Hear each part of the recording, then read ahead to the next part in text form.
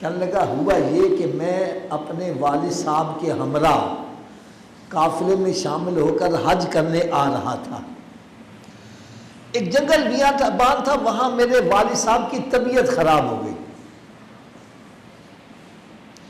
قافلے والوں نے سوچا اگر ہم اس کی تیمارداری میں لگ گئے تو سارے قافلے والوں کا کہیں حج نہ رہ جائے، کیونکہ حج ایک مخصوص ایام میں مخصوص مقامات پر احرام باندھ کے اللہ کی رضا کے لیے حاضر ہونے کا نام حج ہے۔ تو وہ مخصوص ایام نکل گئے تو سب حج سے رہ جائیں گے۔ تو کہنے لگے انہوں نے سوچا یہ باپ بیٹا ہیں، ان دونوں کو چھوڑ جاتے ہیں، ہم آگے چلے جاتے ہیں، اگر یہ صحیح ہو گئے تو آ جائیں گے، ورنہ دو کا ہی حج رہے گا، باقی تو حج کر لیں گے۔ کہنے لگے انہوں نے جنگل بیابان میں باپ بیٹا کو چھوڑا تو آگے چلے گئے۔ کہنے لگے چند دن میں نے تیمارداری کی، پھر آخر میرے والد صاحب کا انتقال ہو گیا۔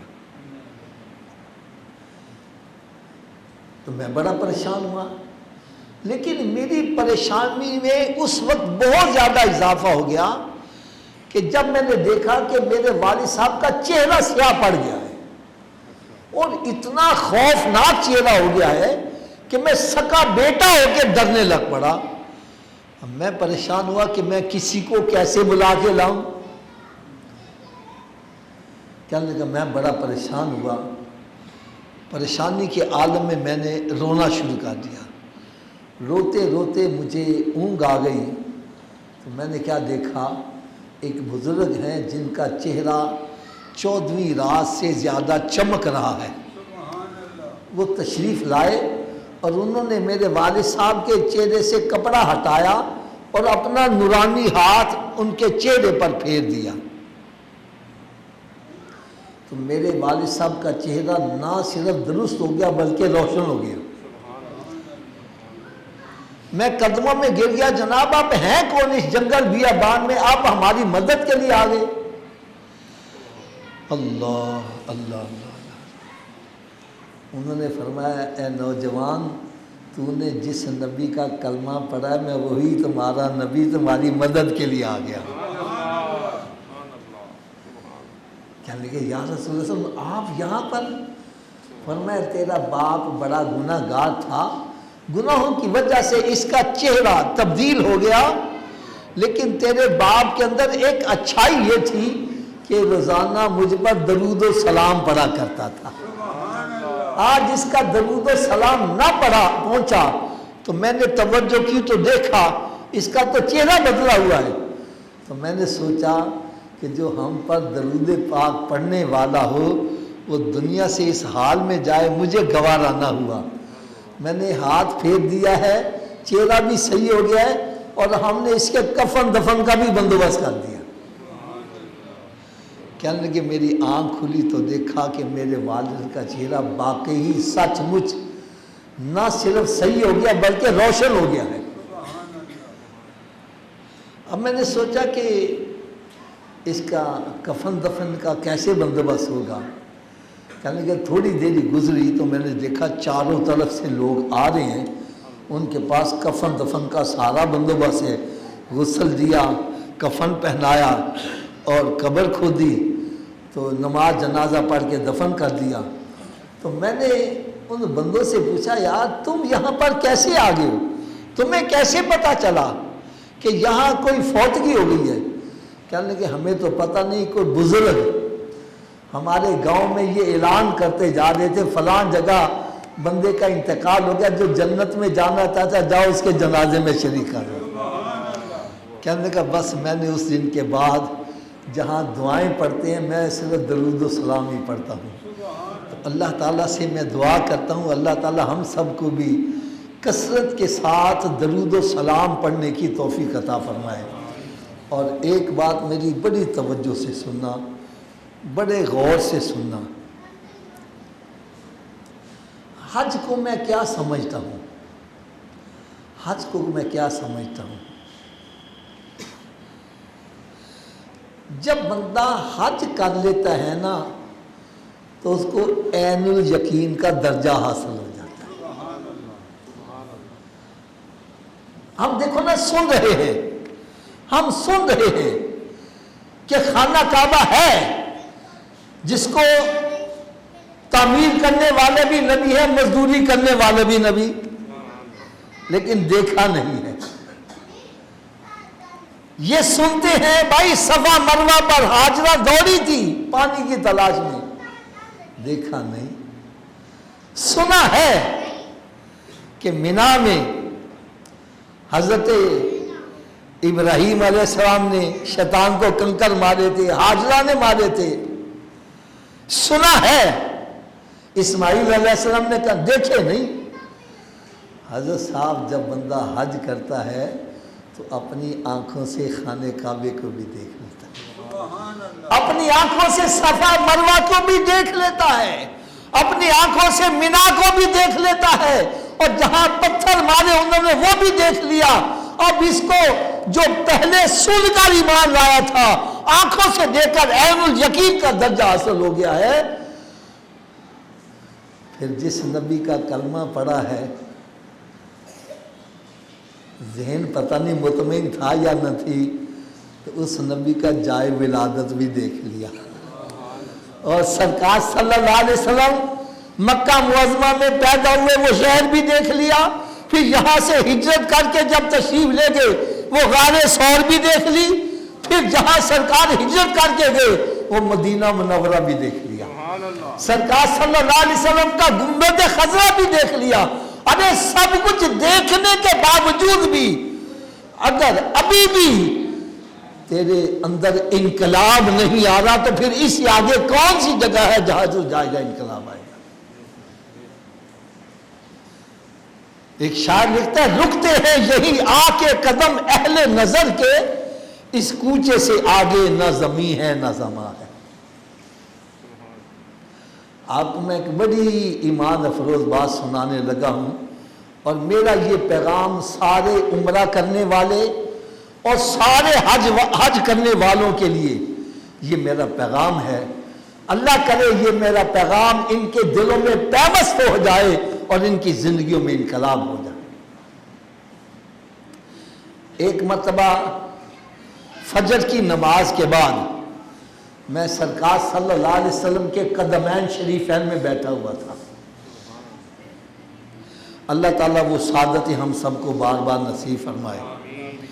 ایک سید زادے انڈیا کے بریلوی شریف کے رہنے والے، وہ میرے پاس آ کر بیٹھے، کیونکہ میرے بیانات آپ کو بتائیے سوشل میڈیا پر تو لوگ سنتے ہیں تو چہرہ بھی پہچان لیتے ہیں، تو وہ میرے پاس آ گئے۔ گفتگو شروع ہوئی، یار آخر میں انہوں نے جو بات کی، یقین جانے اس نے تو میری چیخیں نکلوا دی۔ کہنے لگا، حافظ صاحب آپ اب مدینہ شریف سے واپس پاکستان جائیں گے؟ میں نے کہا جی ہاں۔ کہنے لگا، پھر پاکستان میں جا کر میرے نانا کے مدینے کو بدنام نہ کرنا۔ یقین جانے میری چیخ نکل گئی۔ کہنے لگا، مدینہ شریف سے واپس جا کے بھی نماز نہیں پڑھے گا، واپس جا کے بھی جھوٹ بولے گا، گالیاں نکالے گا، بے حیائی کے کام کرے گا، سودی کاروبار کرے گا۔ فرمایا اگر مدینہ شریف میں آ کر تیری اصلاح نہیں، پھر اس سے آگے اور کون سی جگہ ہے جہاں جا کے تیری اصلاح ہوگی؟ کہنے کہ تجھے ہونا یہ چاہیے، اگر تو پہلے بے نمازی تھا اب تیری تہجد قضا نہ ہو۔ پہلے تو جھوٹ بولتا تھا، اب جھوٹ بولنا چھوڑ دے۔ پہلے تو گالیاں نکالتا تھا، گالیاں نکالنا چھوڑ دے۔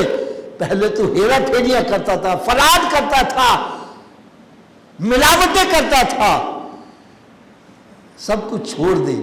لوگ کہتے ہیں ہویا کہ یہ بتلا میں مدینہ شریف دیکھایا۔ پہلے تو بد نگاہی کرتا تھا، گندی گندی پوسٹیں بھیجا کرتا تھا، اب تو چھوڑ دیتا ہے۔ لوگ کہتے ہیں یار اب تجھے ہوا کیا ہے؟ بتلا جن آنکھوں سے سبز گنبد دیکھ آیا ہوں شرم آتی ہے، ان سے بد نگاہی کروں یا میں ہاتھ باندھ کر عرض کروں گا یہ حج عمرہ کرنے والوں کی خدمت میں، خدا نے اس کو ٹورزم نہ بناؤ، اس کو سیر و تفریح مت بناؤ. ارے وہاں جاؤ، تیری زندگی میں انقلاب آنا چاہیے، تیری زندگی میں ایسا انقلاب آئے جو بھی دیکھے یار تجھے ہوا کیا ہے. بتلا میں مدینہ دیکھ آیا ہوں، میں سرکار کا جائے ولادت دیکھ آیا ہوں، میں خانہ کعبہ دیکھ آیا ہوں، میں حضرت حاجرہ رضی اللہ تعالیٰ عنہ کے دوڑنے کی جگہ دیکھ آیا ہوں، میں شیطان کو جہاں انہوں نے کنکر مارے وہ بھی دیکھ کے آیا ہوں. اب سب کچھ دیکھ کے بھی میں نماز نہ پڑھوں، سب کو دیکھ کر بھی میں داڑیاں منڈاؤں، سب کو دیکھ کر بھی میں بے حیائی کے کام کروں.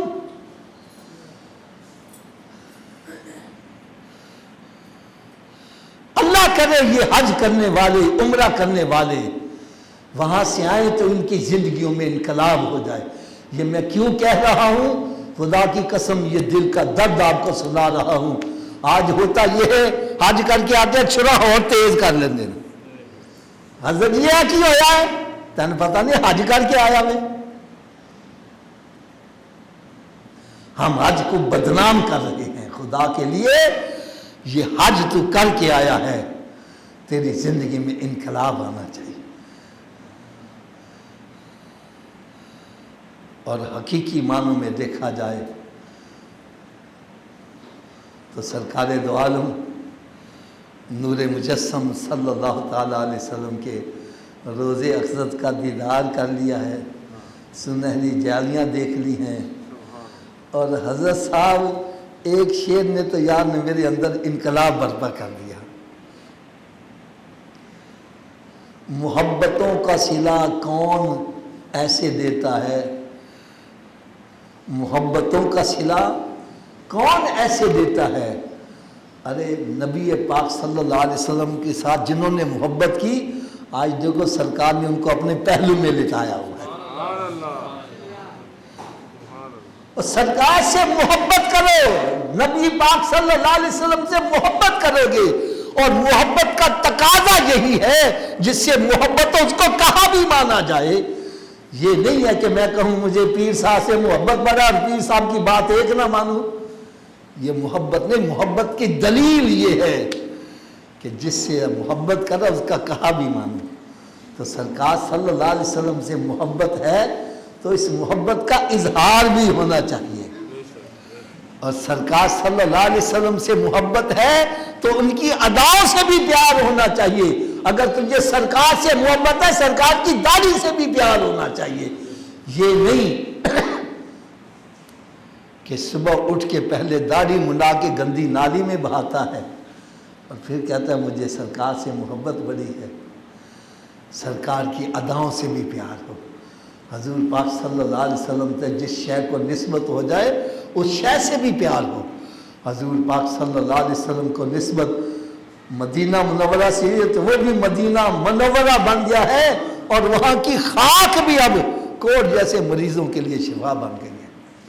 تو خدا را تو یہ سوچ کیا میں مدینہ شریف سے ہو کے آیا، میری داڑھی بھی وہاں سے ہو کر آئی ہے، اب مجھے اس کا بھی حیا کرنا ہے، اس کو کٹوا کے میں گندی نالی میں نہ بہاؤں. یہ ہے حج اور عمرہ.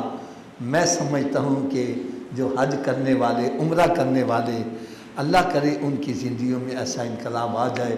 اللہ تعالیٰ ہم سب کو سمجھنے کی اور عمل کرنے کی توفیق عطا فرمائے. وما علیہ الا البلاغ.